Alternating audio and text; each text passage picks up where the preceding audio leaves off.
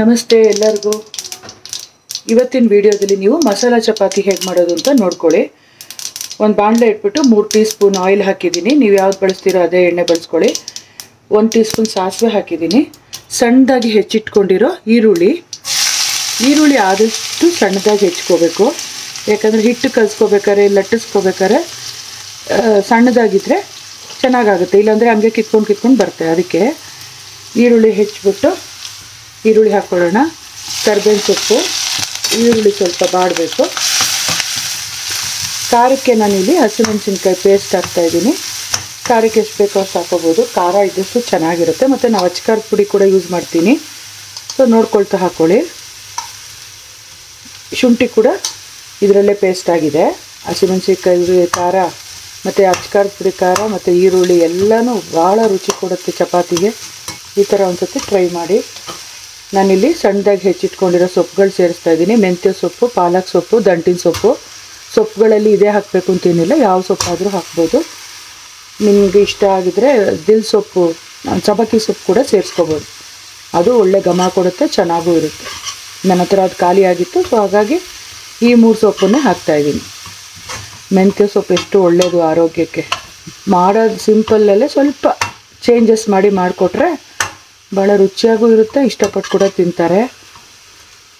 ಸೊಪ್ಪೆಲ್ಲ ಚೆನ್ನಾಗಿ ಬಾಡಬೇಕು. ಡೈರೆಕ್ಟಾಗಿ ಹಾಕಿ ಮಾಡ್ಬೋದು, ಏನೂ ತೊಂದರೆ ಇಲ್ಲ. ಬಟ್ ಏನಂದರೆ ಲಟ್ಟಿಸ್ಬೇಕಾದ್ರೆ ಸ್ವಲ್ಪ ಇದಾಗುತ್ತೆ, ಕಷ್ಟ ಆಗುತ್ತೆ. ಅದಕ್ಕೆ ಈ ಥರ ಬಾಡಿಸ್ಬಿಟ್ಟು ಮಾಡಿದ್ರೆ ಮೆತ್ತಗಾಗಿರುತ್ತೆ, ಈಸಿಯಾಗಿ ಲಟ್ಸಕ್ಕೆ ಬರುತ್ತೆ. ಪುಡಿಗಳು ಎತ್ತಿಟ್ಕೊಂಡಿದ್ದೀನಿ. ಮಸಾಲ ಪುಡಿಗಳು, ಧನಿಯಾ ಪುಡಿ, ಜೀರಿಗೆ ಪುಡಿ, ಅಚ್ಕಾರದ ಪುಡಿ, ಅರಿಶಿನ ಪುಡಿ, ಒಂದು ಚಿಟಿಕೆ ಇಂಗು ಎಲ್ಲ ಒಂದು ಅರ್ಧ ಟೀ ಸ್ಪೂನಷ್ಟು ತೊಗೊಂಡಿದ್ದೀನಿ. ಅದನ್ನು ಸೇರಿಸ್ಕೊಳ್ಳೋಣ. ಈ ಥರ ಒಂದು ಸತಿ ಮಾಡ್ಕೊಳ್ಳಿ, ಭಾಳ ಚೆನ್ನಾಗಿರುತ್ತೆ. ಉಪ್ಪು ಹಾಕಿ ಒಂದು 2 ನಿಮಿಷ ಮುಚ್ಚಿಟ್ಬಿಟ್ರೆ ಚೆನ್ನಾಗಿ ಸಾಫ್ಟಾಗಿ ಬೇಯುತ್ತೆ. ಸೊಪ್ಪಲ್ಲೂ ಸ್ವಲ್ಪ ಉಪ್ಪಿನಂಶ ಇರೋದ್ರಿಂದ ನೋಡ್ಕೊತಾ ಹಾಕೋಬೇಕು. ನೋಡಿ, ಗೋಧಿ ಹಿಟ್ಟಿಗೆ ಸೇರಿಸ್ತಾ ಇದ್ದೀನಿ ಹುರಿದಿರೋಂಥ ಸೊಪ್ಪುಗಳು. ಗೋಧಿ ಹಿಟ್ಟು ಎಷ್ಟು ಬೇಕೋ ಅಷ್ಟು ತಗೊಳ್ಳಿ. ಆಲ್ರೆಡಿ ನಾವು ಉಪ್ಪೆಲ್ಲ ಹಾಕಿರೋದ್ರಿಂದ ಮತ್ತೇನು ಉಪ್ಪು ಸೇರಿಸೋ ಅವಶ್ಯಕತೆ ಇರೋದಿಲ್ಲ.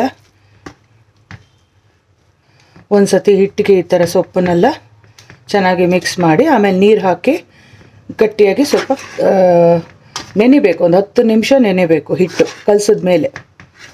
ಆವಾಗ ಚೆನ್ನಾಗಿ ಲಟ್ಸ್ಬೋದು. ಫಸ್ಟ್ ಈ ಥರ ಮಿಕ್ಸ್ ಮಾಡ್ಕೊಳ್ಳಿ.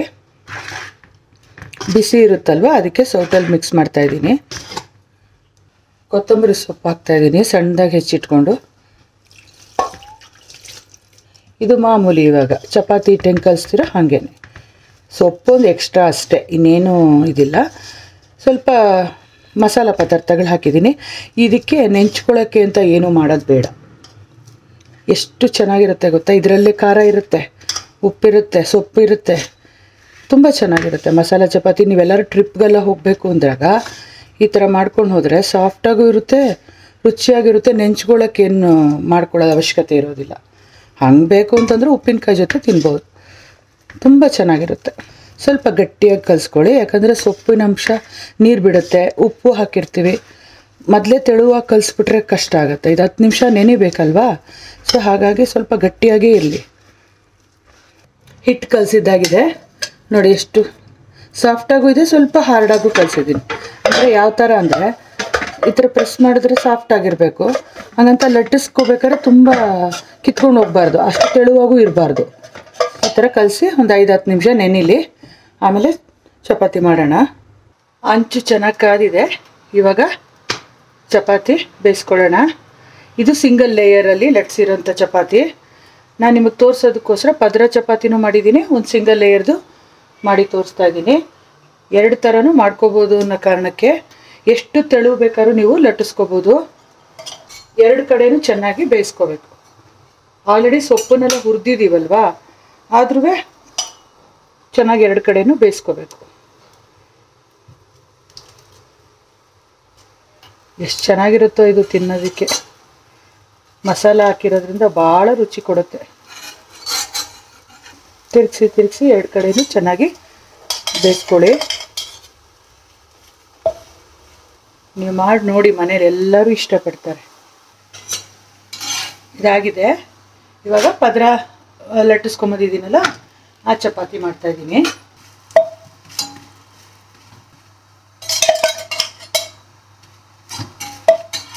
ನಾನು ಇದು ಸೌಟಿಗೆನೆ ಎಣ್ಣೆನ ಹಚ್ಬಿಟ್ಟು ಹಿಂಗೆ ನೋಡಿ, ಎಣ್ಣೆನೇ ತೊಗೋಬಾರ್ದು, ಆ ಥರ ಸುಮ್ಮನೆ ಅಪ್ಲೈ ಮಾಡ್ದಂಗೂ ಇರಬೇಕು, ಹಾಕ್ಲೂಬಾರ್ದು ಎಣ್ಣೆ, ಆ ಥರ ಮಾಡ್ತಾಯಿದ್ದೀನಿ ನೋಡಿ. ಇದಾಯಿತು. ಎಷ್ಟು ಚೆನ್ನಾಗಾಗಿದೆ ಅಲ್ಲ, ಕಲರ್ ನೋಡಿ ಎಂಥ ಚೆನ್ನಾಗಿದೆ, ರುಚಿ ಕೂಡ ಅಷ್ಟೇ ಚೆನ್ನಾಗಿರುತ್ತೆ. ಎಲ್ಲರೂ ನೀವು ಮಾಡ್ಕೋಬೇಕು ಅನ್ಸತಿ, ಮಾಡಿಬಿಟ್ಟು ಹೇಗೆ ಬಂತು ಅಂತ ನನಗೆ ಕಮೆಂಟಲ್ಲಿ ಹೇಳಿ. ಈ ಥರ ಸುಲಭವಾದ ರೆಸಿಪಿ ಸಿಂಪಲ್ಲಾಗಿ ಹೇಗೆ ಬೇಗ ಪಟ ಅಂತ ಮಾಡ್ಬೋದು ಅಂತ ತೋರಿಸ್ಕೊಡ್ತೀನಿ. ಮತ್ತೆ ಬೇರೆ ವಿಡಿಯೋದಲ್ಲಿ ಸಿಗ್ತೀನಿ ಫ್ರೆಂಡ್ಸ್. ಆರೋಗ್ಯವಾಗಿ ತಿನ್ನೋಣ, ಆರೋಗ್ಯವಾಗಿರೋಣ. Take care, bye, see you.